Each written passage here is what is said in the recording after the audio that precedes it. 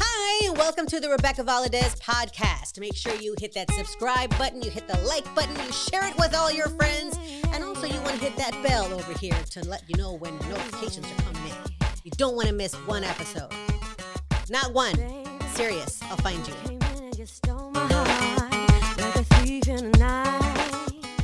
Hi, welcome back to the Rebecca Valadez podcast. I'm your host, Rebecca Valadez, and I have another wonderful, wonderful guest with me today, Mr. Jonny Martinez, spelled without the H. That's right. For a really good reason. We'll get to that later. But you guys may know Jonny. You probably recognize him, but you can't put the face to the music. Jonny Martinez is like the dance cumbia king. But we can't say cumbia king. Okay, don't say cumbia king. You that. can't say cumbia king. But his show is just the absolute most fun show that you'll ever have, which is probably why he books year round and he just goes everywhere. Jonny, welcome to the show. Thank you for being here. Thank you for having me. I'm very honored to be here with you. I paid you. No. The same production. This is really exciting for me, for one, because I've known you for so long. We've been really good friends since back when you used to wear Reeboks and socks halfway up your leg and parachute pants. We used to break dance together back in the day. We used to do some moves. And the thing that I first of all, I just want to get out there how grateful I am to you for not only helping me put my first solo album, self-entitled. I'm self-entitled. My first self-titled album out there, and taking a chance on an unknown girl. Oh, shoot, girl. But you've done the same for so many other artists out there. So you're not only a producer of your own music, but you have your own recording studio at which you've produced hundreds of tracks from there.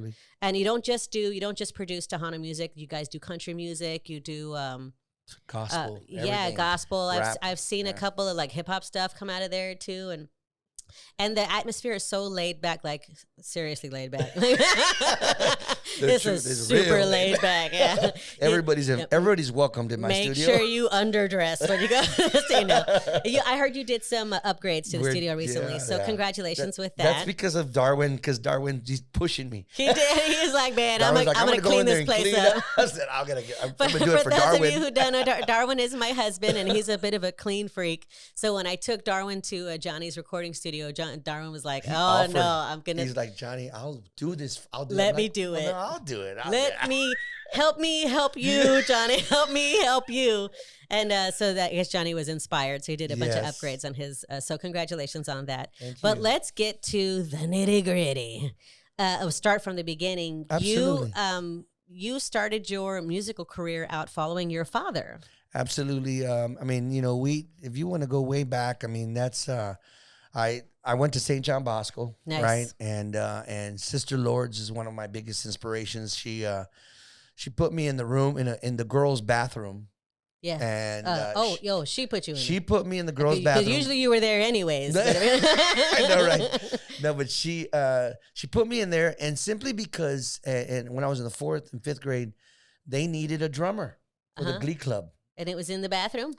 The practice drum set was in the girls' bathroom. Now, they didn't use the girls' bathroom.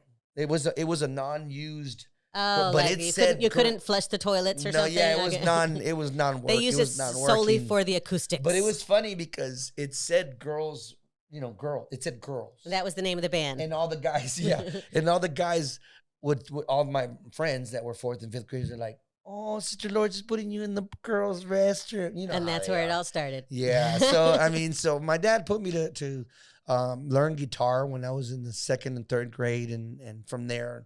I learned guitar, and then I learned drums because of Sister Lourdes, and then I learned bass because my dad needed a bass several times throughout his gigs, and I said, I think can I learn that? And my brother, who's a drummer, played the drums, and I played the bass, and I just learned what I could, and I had it. And I always say that I never chose to play music. I think that music chose me because Sort of landed on you. it just kind of landed on me. It was inevitable. Back in the back, we had all the instruments. Mm-hmm. You know, if you've been there, and there's a lot of instruments everywhere. And I mean, me as a mocoso kid, you know, I was entre everything. So the studio, the house that you're in now, that's the same house that y'all grew up in. That I was born and raised in. Yeah, that's crazy. I honestly didn't know that. Yeah, I never lived in any other house. And then the one in the back is where my dad used to practice, and I actually converted that into a recording studio. But I thought your dad had like an orchestra. Yes, my dad, that during those times, you know, my dad was big between 50s, 60s, and like 65, right? Mm-hmm. That was his heyday. I wasn't even born then. I was born in 69. That's what she said. You know, so yeah, I know, right? Sorry. I can't. I have, yeah. So I was born in 69. So, I mean, like when he was finishing, I started. Mm-hmm. And he says, and he was like, ¿Cómo? I said, Dad, me gusta la música.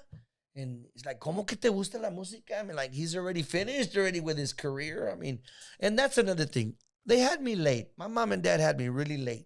You know, and they call me the Oopsie Baby.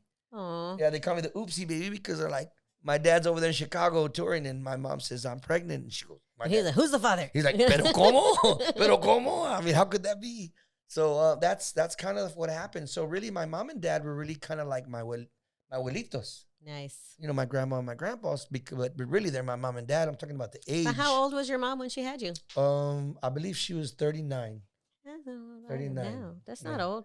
Well, I mean, my dad was 4 years older. So. Back then, that was old. Yeah. Back in those days. Nowadays, it's like everybody in their 20s and in their 30s. You know, I mean, all of my friends are having their kids in their late 30s and stuff. And one of my girlfriends, she's my age, so she's 41, 42, and she's just having a baby for the first time this year. Yeah, so, in Hawaii. Must be nice. Right, but that's crazy. Yeah. I did not know that. I mean, I've known you for so long, but we haven't actually sat down and had these discussions because we're usually just shooting the breeze. Yeah. You and I both we're pretty we're funny. Yeah. We just like to joke around. I think that laughter is the best medicine. It is medicine. Best therapy for everybody. It kind of gets your endorphins going and stuff. But you're able to bring that laughter into your performance. Oh, and I love that. And I didn't really know that in the beginning. We were just friends. I hadn't actually seen you perform, and then we did like a mini tour together. I think we went to like California or something together. Yeah, California and Phoenix. And I got to see you on stage, and I thought just like every time I see somebody perform, I always sort of steal something from their performance.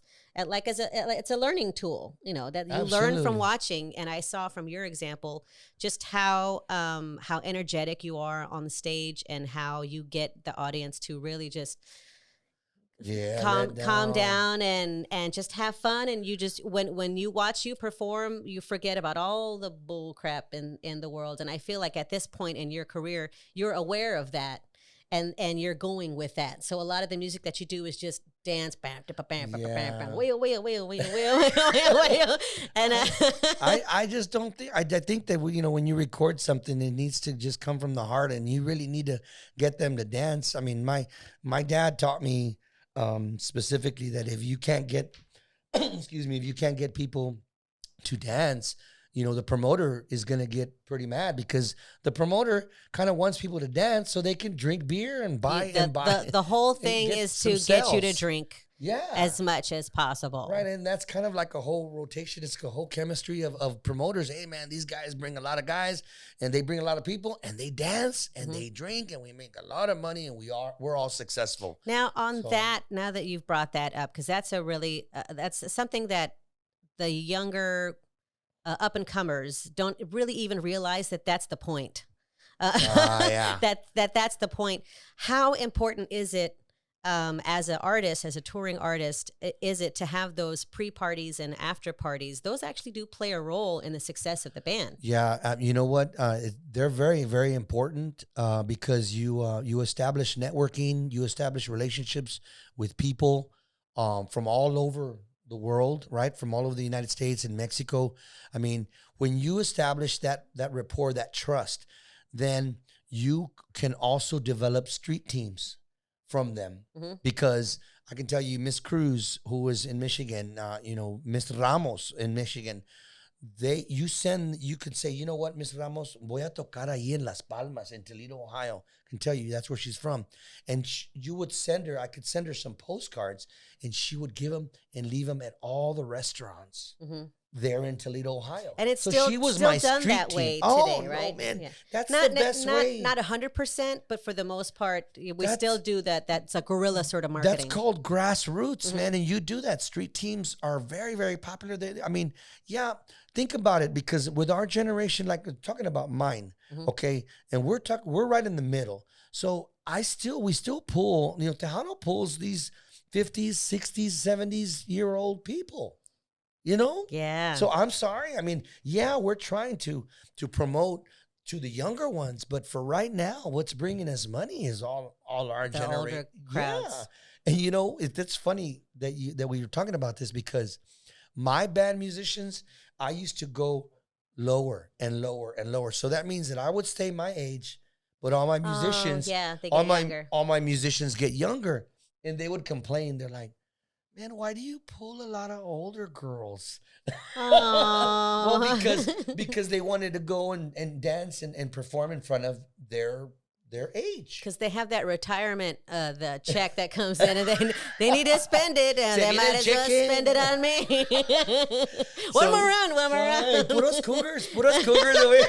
Las cougars. Cougars, you said cougars. Oh my gosh. That's why we can't work together, because we don't get any work done. But that's also why we've never had serious discussions, because we're always working. Yeah, you know that and I know that you, and it's hard to get work done. But yeah, that's always something to me that I always have to explain that to someone.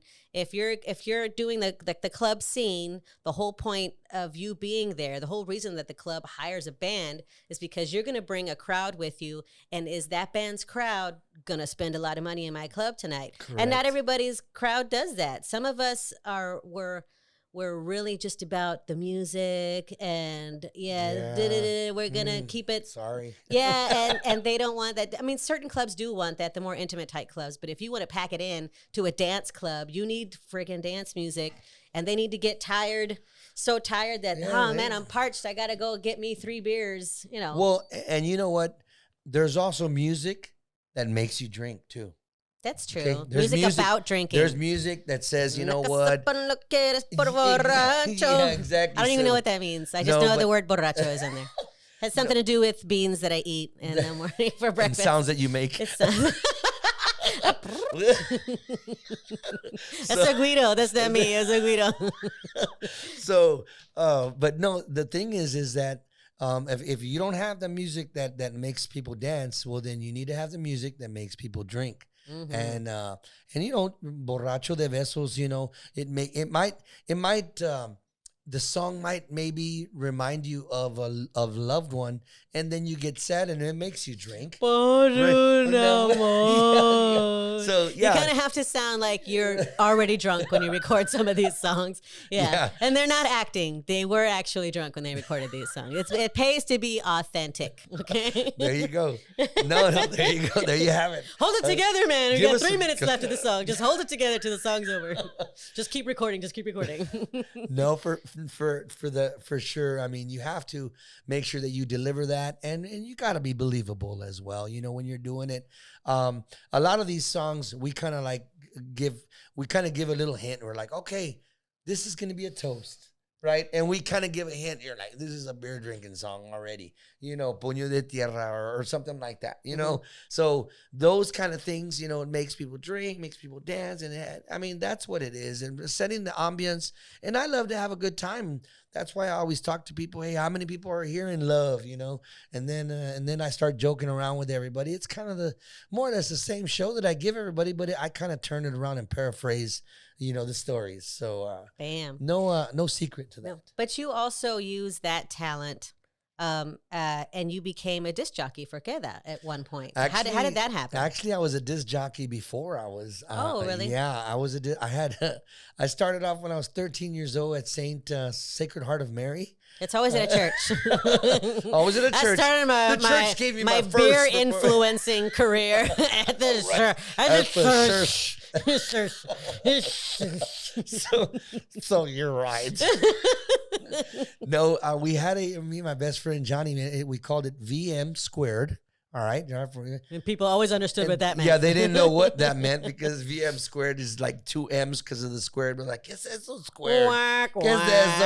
So it's Variety Music Makers is the name of that was my very first. Now it makes sense. Yeah, Variety Music Makers was the name of my DJ system. And we started doing it for St. Gabriel, St. Bonaventures, and just going, and we were cheap. I think we charged like $75 or $50. Some people still pay $75. No, just to this day. I'm just gonna put that out there. Some people still only get the $75 for 4 hours of music. Just putting that out there. Don't do that. Don't be that guy. So Rebecca, you should become a union. Yeah, we should start a union. Instead, I wonder if that would work out. We started an onion. We tried to start a union, but we got drunk. Then we started barbecuing, and then we got the ATVs out, and we just went off on the ATVs, and then some people didn't come back. I don't know where they are. Then we started an insurance company because we... No, but yeah, so... I mean, that's kind of what it's all about. But you went from DJing. Yeah, went from DJing, and then I at got 13. I got introduced. I had a band at the same time because my dad wanted some quinceañeras and some weddings, so I just sang all the like George Strait and some like if they paid, you would show up and do what do you want? My dad got paid. My dad used to get paid $300. And you'd get 20. And I would get probably 20. No, I wouldn't get anything. Nothing? No. I fed you, that's a big joke. Yeah, you're my son.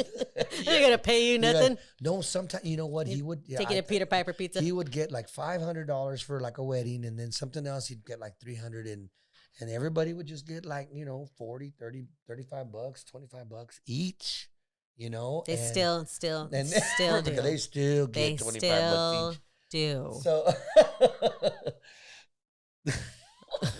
still do.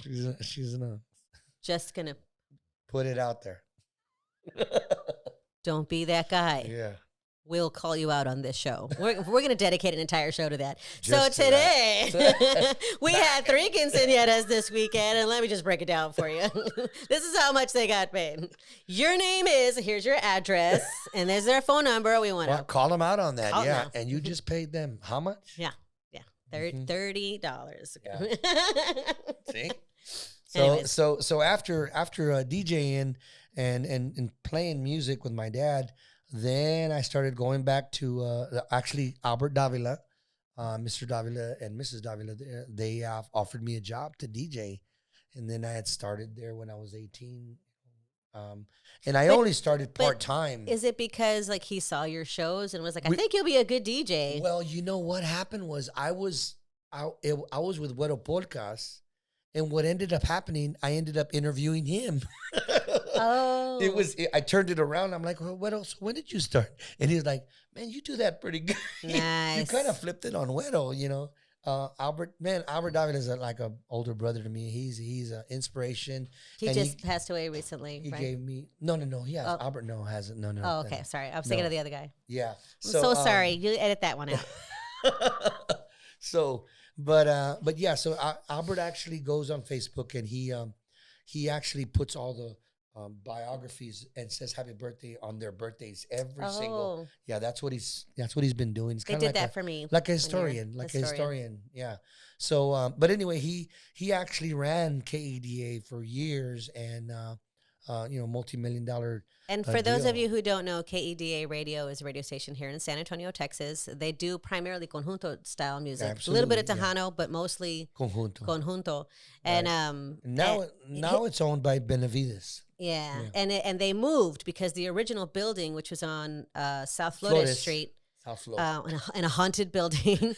I don't know how that lasted as long as it did. There was actual hauntings there. I'll save that for another story. podcast. Yeah. But they moved now to somewhere Laurel. off of I-10. West Laurel. West Yeah. Laurel. And I mean, it's still a great building, but you have to understand, walking into the Queda building, the original building. Walking up the stairs. There were posters. And I mean, it was So history much history on the wall. History on the wall. And I was only able to go in there, I think, twice in my lifetime, where they were we did the album you did for me, and we were promoting that. I mean, how are you not going to go together? Yeah. And when I walked in, because I had been working at the Network for Young Artists, which is on the first floor of that same building, never gone upstairs that entire time, and suddenly this door that opened that I'd never been into before. It was like a magic door that goes together.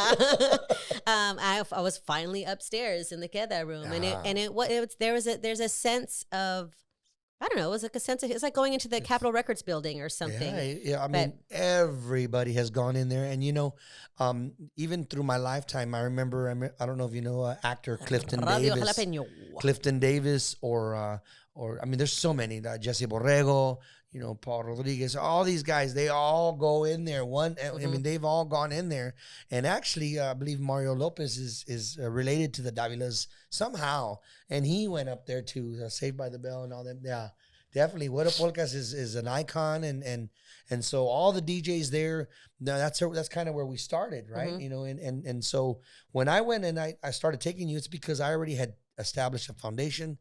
And to be quite honest, Rebecca, after I did KDA, I left to go to K Rio 94.1. I remember that. Right? So I left, and I'm one of the few DJs that left KDA and then came back because I did it the right way. I went and I asked Miss Davila, I asked her, ma'am, I'm studying this. This is my degree. Mass communications is my degree. I would like to move on with your permission, but I don't want to leave and leave here with bad terms. Mm-hmm. And she says, "We'll leave your 2 weeks. Let us know when you're gonna go.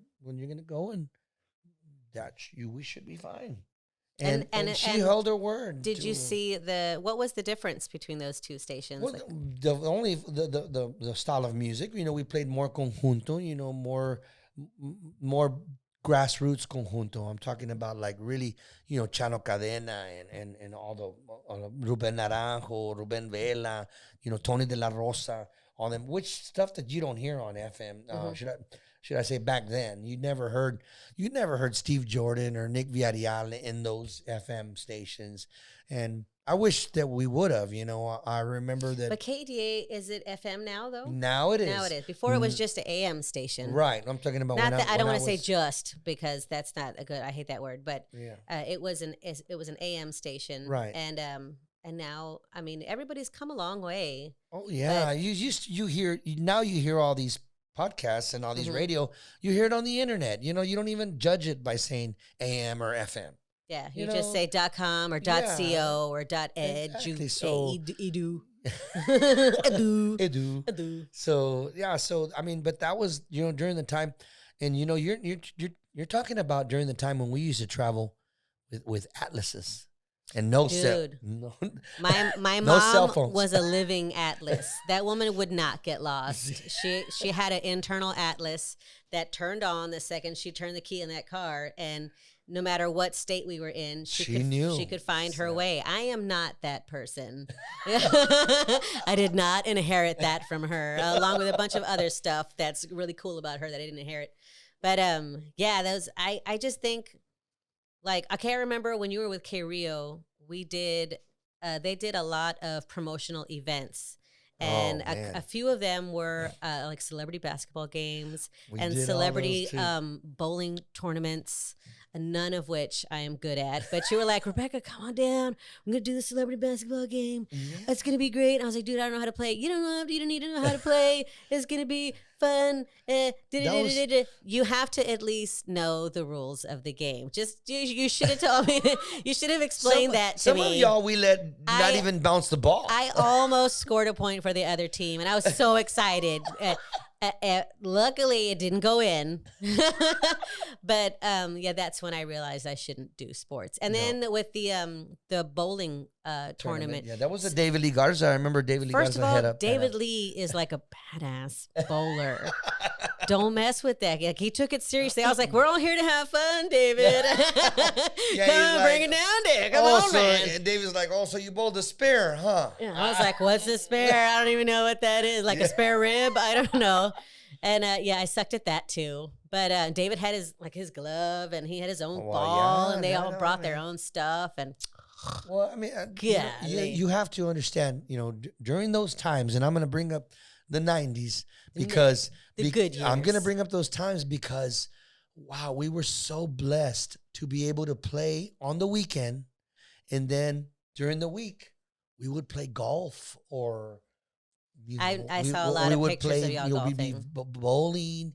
We would be, and then Emilio having like his Tejanos for Children, and Emilio Navaida had his Tejanos for Children, and everybody knew, hey, well, if you want to be a celebrity on that team, you better be good. Like, you better at least, because you don't want to be the celebrity. That's why I never got called for that stuff. Well, you got to know, like Ram and Ruben Ramos, I feel like David saw me that day, and then that was it. That was the beginning and the end of my relationship with David Lee Garza. It's like, oh gosh, he's a terrible bowler. But those are kind of like auditions. They are. I'm serious. But that's the thing. These kids don't know that. They don't know that every moment is an audition. Every moment. They see us in those casual moments, and they think, I don't know what they think, but I'm like, no. We may be at a barbecue and we may look like crap, but we're not me. I'm not going to say me, but you guys are people of influence, and your attitude and demeanor and personality needs to be on display at these casual events. And if it's not, we're not going to work with you. Why? Because partying is a part of our job, and we don't want to just work with anybody. We don't want to just party with anybody. Yeah, you have to have a certain, type of personality. Exactly. I guess. Yeah. And whenever we party, I know you're saying party, but you've got to be able to party responsibly as well. Bless you. God bless you. Yeah. So if you party responsibly, that's also an example that you're leaving with others. Mm-hmm. You can't be irresponsibly, going over the limit, because that's also, it stays with you. Yeah. Plus everything that you do, if they end up hiring you for something, everything that you do is a reflection of the unit that you're trying to enter into. And if your activities and your behavior, or demeanor, or whatever, if you are bad, then it makes everybody look bad. Right. And I don't think some of these kids sort of understand that. That's a huge part. That's a huge part of how I got booked for a lot of the really big things that I did, like the Alma Awards and all these TV shows and stuff. It was because I had how you hold your own. Yeah. You can talk to me. It's okay. Don't be afraid. Yeah. I'm not going to bite you. You're approachable. You have to be approachable, and it's not just about how talented you are. It's so much more than that. Oh yeah. And I have seen you in the studio, sort of coaching the up and comers. Look, man. Well, now that you say that, I can honestly say, as an advice to anybody that really wants to do, the singing, touring kind of a deal, you really only sing and perform 10% of your whole career. Mm-hmm. That's it. There's a lot. The 90%, you're touring, you're traveling, you're booking the van, you're practicing, you're writing, doing you're publishing, interviews. You're doing interviews. Lots of interviews. So, you're not really, I can just explain to you a trip that we did from here going to California, and in California we only played 45 minutes, and then we came back. Now, what happened to all that time that we drove, and then we booked and we contracted and we did the interviews, and then we did the after parties, like you said. We did the after, the mingling, the schmoozing, the the schmoozing. You gotta schmooze at people. Gotta schmooze them, eh? So, but that's what I'm talking about. So, if you think you're gonna do it 100% of the time because you love it, you better love other things too as well. Yeah, you better love being okay guy, man. Don't do that. Better love promotional concerts too. Yeah, and then too, like if anybody, because there's not only Tejano people that watch this podcast. There's a lot of other people. Absolutely, yeah. Because Just music. you and I have met tons of people from different walks of life, if you will. But I think that how do I put this?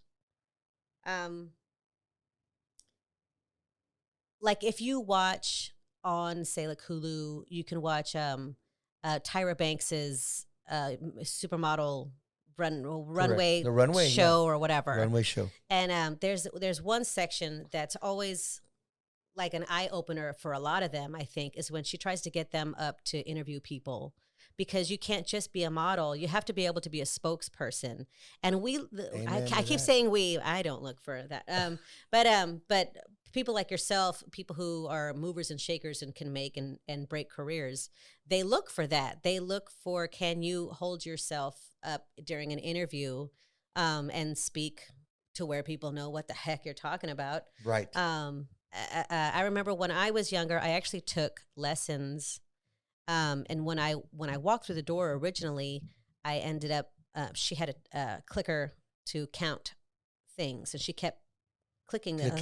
She would ask me questions, and I'd answer her, and then she'd be like, click, click, click, click, click, click, click. She clicked a lot. Wow. And so then when the interview was over, she was like, look, I clicked like 300 times, and it was every time she clicked, it was when I said something along the lines of,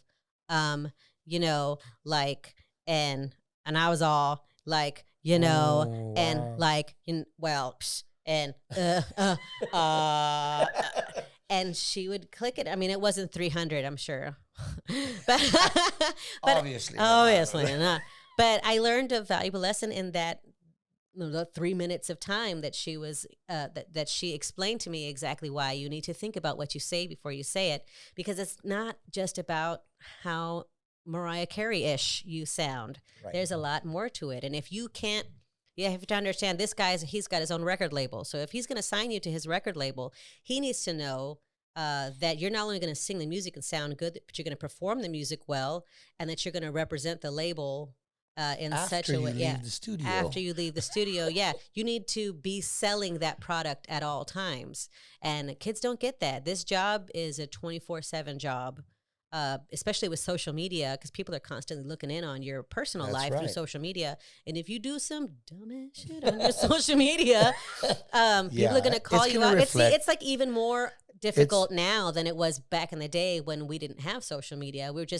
We only had to be cool on camera. All and then eyes the cameras on you. were off, and then there was like, you can't do that. Can't do that anymore. You can't do that anymore, okay? We are watching you at all times. Hey, you, I bet you thought the podcast was over, but it's not. I just want to make sure that you know that I'm not just a podcaster. I'm a singer, too, and I've got some really great music that you can download at my website, RebeccaValadez.com. That's RebeccaValadez.com. Captured my soul.